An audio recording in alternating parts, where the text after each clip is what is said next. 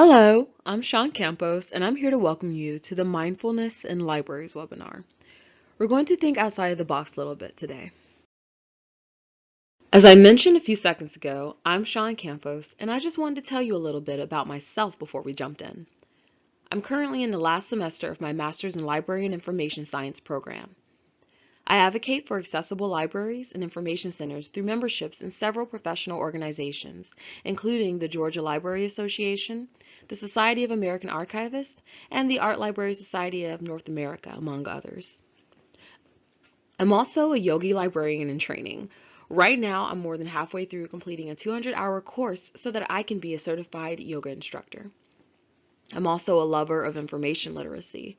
A lot of what we're going to go over today during this webinar is going to have its roots in some of the best practices that libraries and information centers follow to make their spaces accessible to users with disabilities. Some of the ideas presented may be familiar or seem interesting to you, and I encourage you to explore as much as you need to feel comfortable. We'll discuss that a little more when we get to the professional development section of this webinar. Today's presentation is going to go over a few topics. We're first going to define what mindfulness is and get an overview of the topic as a whole. We're going to go over some of the benefits of bringing mindfulness practices to libraries and information centers, and we'll discuss ways to grow and expand outreach efforts that include mindfulness practices. Then we'll talk about ways that professional development can be incorporated into preparing yourself and/or your team to guide or provide resources to library users that are interested in mindfulness practices.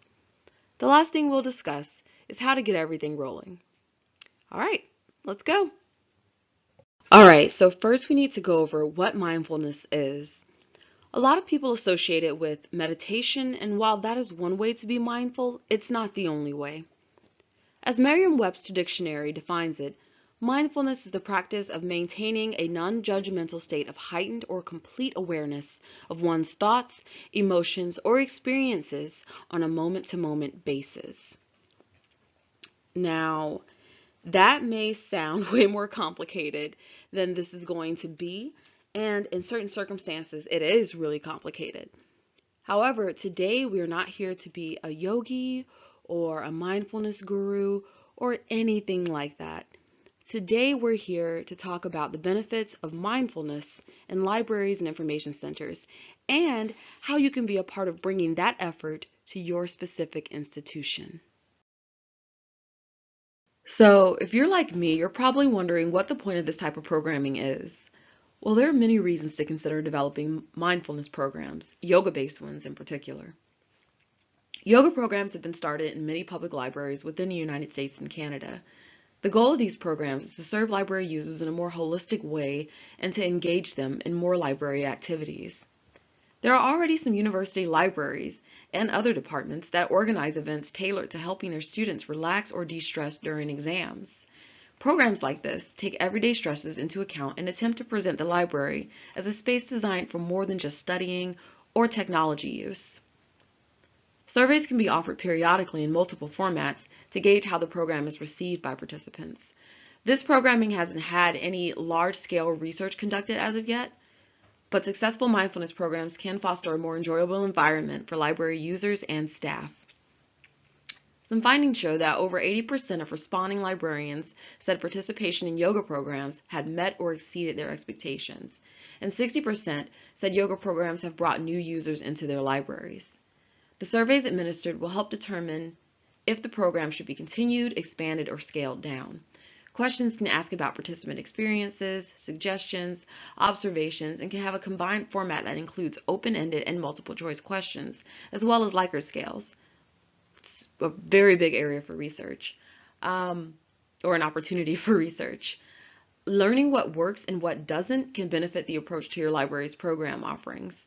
Also, over half of librarians asked about yoga programs in their libraries believe that new users were brought in as a result. So this could also be an opportunity to bring new users to your library. Now let's discuss some of the benefits of mindfulness programming in libraries. Stress reduction is one of the most widely discussed benefits of practicing yoga. Yoga practitioners become more resilient to stressful conditions and reduce a variety of important risk factors for various diseases, especially cardiorespiratory diseases. Participants are also able to develop a sense of familiarity with the library staff if they are instructing or involved in the organization of the program.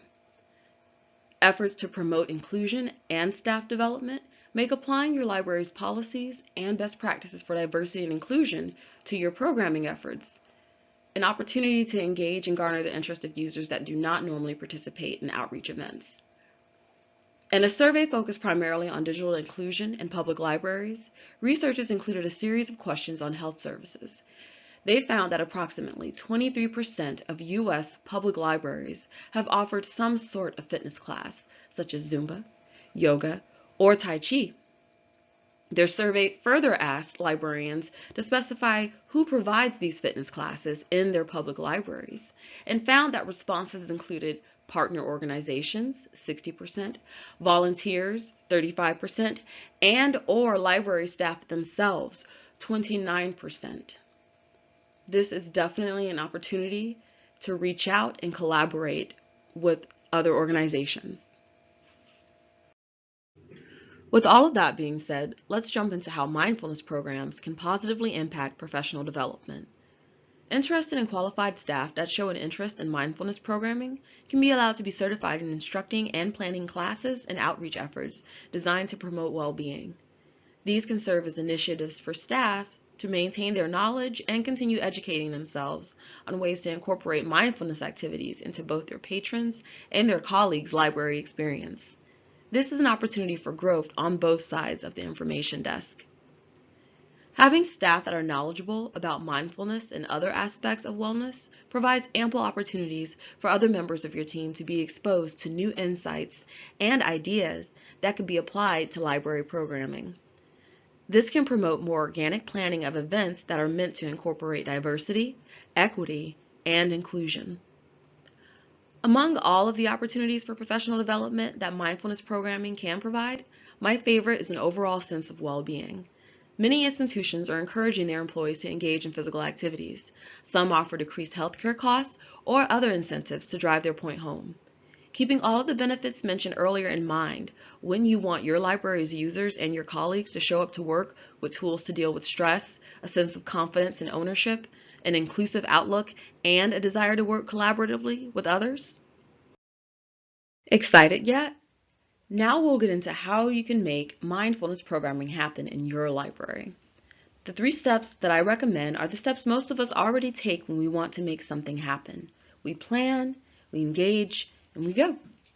Sometimes we use different terms, but we have to start somewhere, right?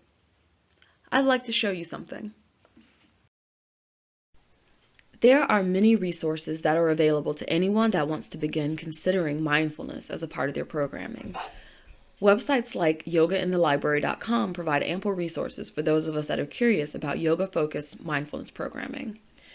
So if we take a look around the website, we have a few print resources that are available to anyone that has an interest in learning about yoga for adults, kinesthetics and consciousness, literacy and movement, and even it goes as far as instructional books for children to learn how to do yoga.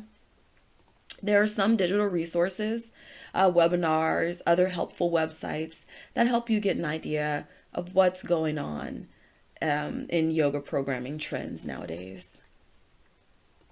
There's also a few sample programs available, de-stressing at your desk, showing you how to do a 60-minute gentle adult yoga class in a public library. So you should definitely take some time to explore and have fun in, learning more about this type of programming. So what if you're not there yet? You don't want to ask to be certified in yoga, or you don't have an interest in it. That's okay. There are many other ways to incorporate this type of programming into your library. Some ideas include coloring activities in clubs, animal therapy, or planning book displays that emphasize literature related to mindfulness and wellness. Offering resources dedicated to mindfulness is also a great option if you'd like to steer your library's interested patrons in the right direction. The next few slides provide examples of library staff's mindfulness programs. So websites like Always Learning Librarian They give you kind of detailed overviews of some of the things you can do for mindfulness programming. Here is a detailed overview of the program model that you would need to form an adult coloring club. I think it's really cool that they include the approximate budget for this specific program, and it gives you kind of like a plan of action. There's the planning, tells you how to do marketing, budget details. It's really incredible. If we go back, there are several other things that you could do. We've already discussed yoga, mindfulness programming. There's also animal therapy. I've seen a lot of successful de-stress with pup days at academic libraries, and I don't see why that idea can't be extended to public libraries. There's also the De-Stress Fest, which I'm sure a lot of university libraries are familiar with, doing different activities that keep students in a more calm state of mind during finals. So this is another one of the resources that I wanted to show you if you were interested in this type of programming for your library. Okay, just to give you an idea of the wide array of available ideas or inspiration around here, I'm going to show you a few more ways that public and academic libraries have incorporated mindfulness into their outreach programs. So this is the McDaniel College, the Hoover Library's page. It looks like it could be a LibGuide, and it's essentially a virtual relaxation room. They include, music that's conducive to studying, different apps, audio, other videos. I think it's a really good resource, especially in a time where we're having to do so much virtually. We're also looking at the San Jose Public Library's website, and they have something similar, a whole area dedicated to the mindfulness movement, different videos, reading recommendations, and even, ebooks for review. And the final one I'm going to show you is another university website, and there's just a few different yoga poses people can try, guided meditation. So there's a lot of ways that you can incorporate this into what you're already doing in your library in a way that still works with the way that we have to work in the here and now. So I'm going to leave everyone with a few resources that I've used in order to compile this webinar. I think they'll be really helpful for you as you explore including mindfulness programming into your library's outreach efforts. There's a few websites. One in particular I think would be very helpful is one from the American Library Association that gives you an overview of mindfulness and its impact on libraries. I've also left you links for the Programming Librarian and the Always Learning Librarian's websites. There's also a little bit of literature here that I think you would find very helpful. And if you're at the point where you decide that you're ready to take that leap, there's also 2 online certification programs available here as well. Right now, the Yoga Alliance is actually allowing yoga practitioners to be certified as instructors online. So there you go. If you have any questions, don't hesitate to reach out. I can be reached at my email address, sean.campos@humbleresearch.com, or you can shoot me a message at the Humble Research website, humbleresearch.com/contact as well.